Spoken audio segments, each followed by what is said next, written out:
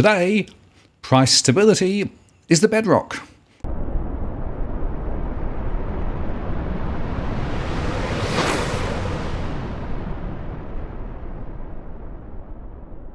Hello again, it's Martin North from Digital Finance Analytics, one of the latest posts covering finance and property news with a distinctively Australian flavour.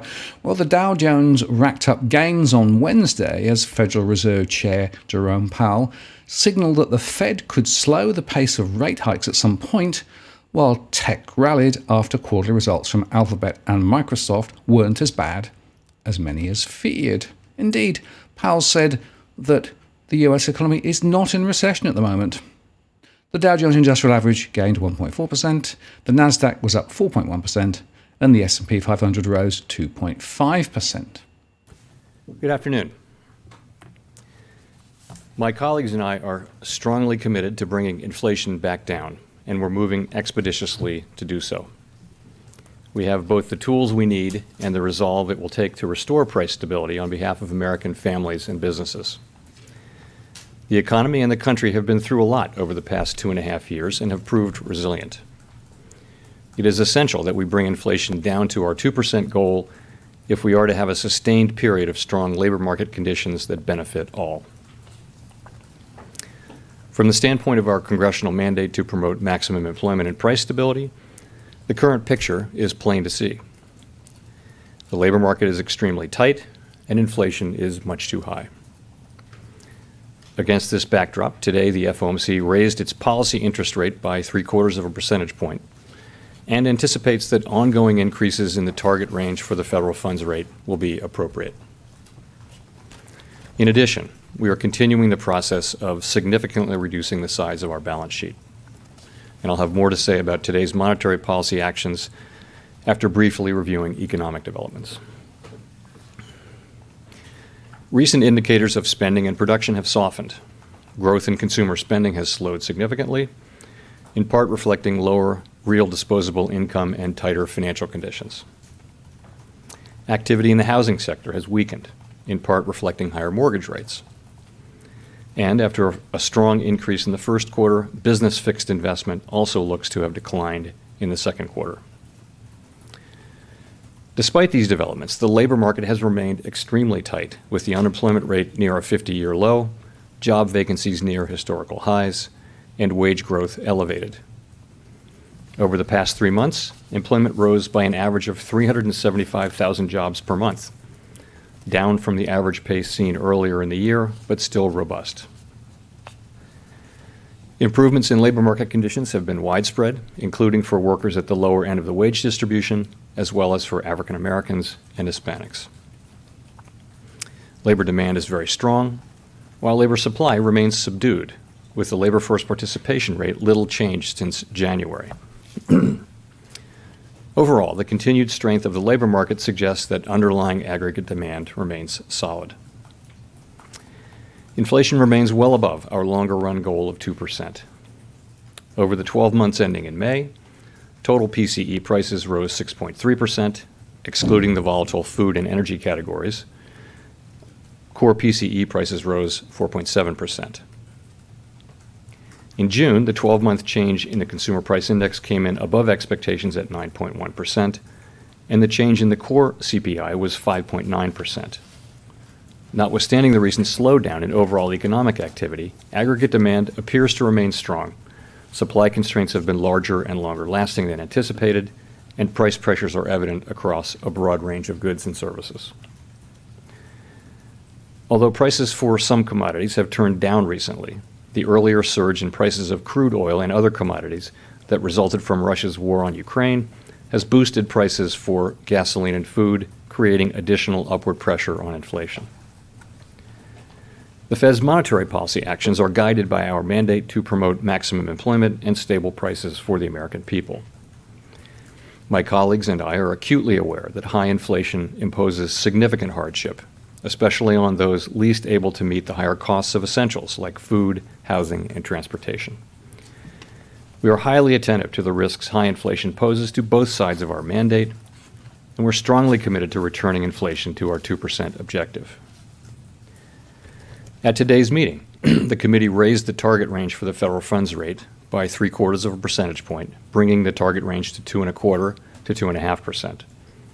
And we're continuing the process of significantly reducing the size of our balance sheet, which plays an important role in firming the stance of monetary policy. Over coming months, we will be looking for compelling evidence that inflation is moving down, consistent with inflation returning to 2%.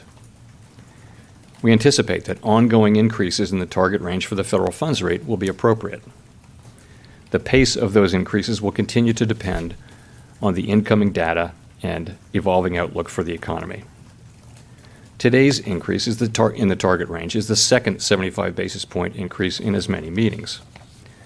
While another unusually large increase could be appropriate at our next meeting, that is a decision that will depend on the data we get between now and then. We will continue to make our decisions meeting by meeting and communicate our thinking as clearly as possible. As the stance of monetary policy tightens further, it likely will become appropriate to slow the pace of increases while we assess how our cumulative policy adjustments are affecting the economy and inflation. Our overarching focus is using our tools to bring demand into better balance with supply in order to bring inflation back down to our 2% goal and to keep longer-term inflation expectations well anchored. Making appropriate monetary policy in this uncertain environment requires a recognition that the economy often evolves in unexpected ways. Inflation has obviously surprised to the upside over the past year, and further surprises could be in store. We therefore will need to be nimble in responding to incoming data and the evolving outlook. And we will strive to avoid adding uncertainty in what is already an extraordinarily challenging and uncertain time. We are highly attentive to inflation risks and determined to take the measures necessary to return inflation to our 2% longer-run goal. This process is likely to involve a period of below-trend economic growth and some softening in labor market conditions. But such outcomes are likely necessary to restore price stability and to set the stage for achieving maximum employment and stable prices over the longer run.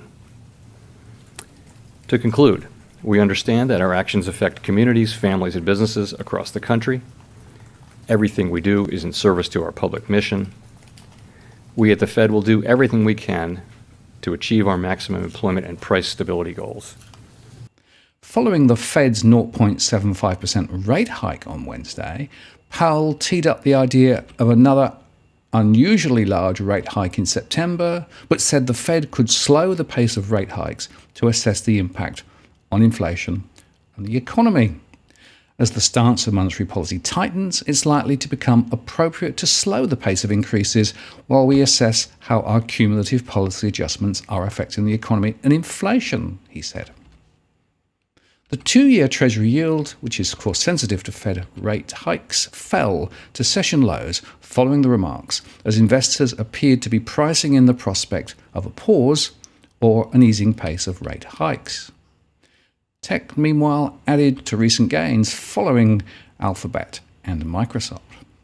Alphabet reported earnings and revenue that fell short of estimates, but results better than feared, driven by strength in its search business, sending its shares more than 7% higher. Google, better than feared results, continued in the face of an uncertain macro, with search upside offset by slight YouTube cloud and other revenue softness, RBC said in the note. And Microsoft also reported a miss on both the top and bottom lines, driven largely by a stronger dollar and the impact of China lockdowns, Wedbush said, although it added that the tech giant's growth story remained intact. Its shares were up more than 6%. Microsoft's growth story is cloud and core Azure growth, which was healthy this quarter and appears to have momentum into 2023 despite economic headwinds, Wedbush said. Semiconductor stocks were also in favour as Texas Instruments better than expected quarterly results and guidance improved sentiment on chip stocks. Nvidia, Monolithic Power Systems and ON Semiconductor Corporation were among the biggest gainers. In other news, PayPal jumped more than 12% as activist investor Elliott Management reportedly took a stake amid plans to push the company to speed up its cost-cutting efforts. And Powell made a number of important comments about his thinking with regard to where the US economy is going. It's not in recession, unemployment is really low, there's still momentum, and therefore he thinks there is a path forward between recession and inflation control. Wondering if you can walk us through your thinking around the decision not to go for a full percentage point increase.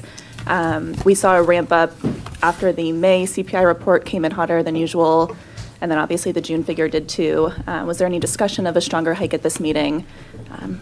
Thank you. Sure. So we did judge that a 75 basis point increase was the right magnitude in light of the data and in the context of the ongoing increases in the policy rate that we've been making.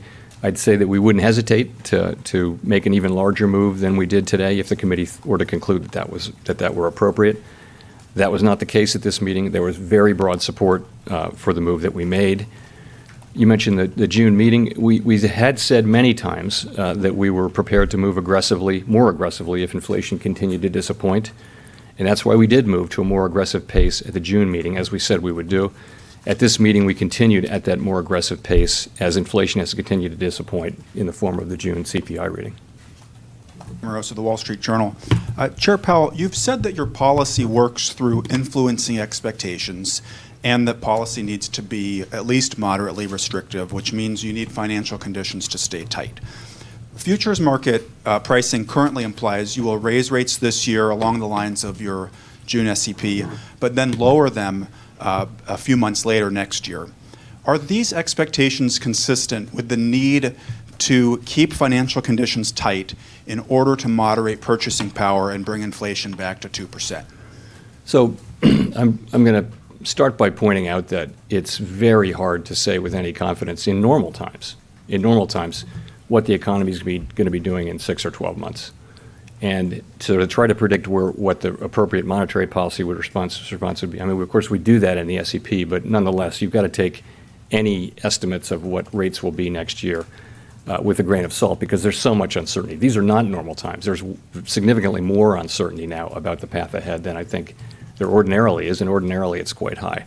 So again, the only data point I have for you really is the June SEP, which I think is just the most recent thing that the committee's done.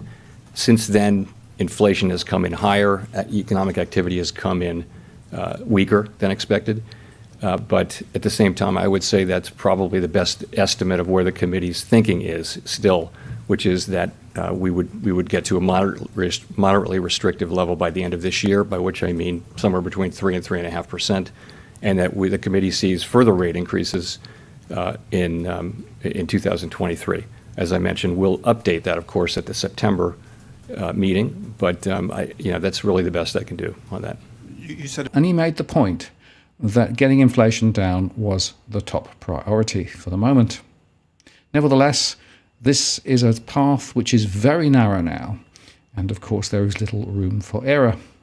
Nevertheless, his confidence did come through in the press conference which took place after the announcement. So we'll see how this plays out. To my mind, there's a lot of hopium in what he's saying at the moment. And of course, he also made the point that the GDP numbers, the preliminary ones at least, will be wobbly. They get corrected later. So it'll be some time before we see how the US economy is really traveling. Nevertheless, it's worth remembering inflation is extremely high.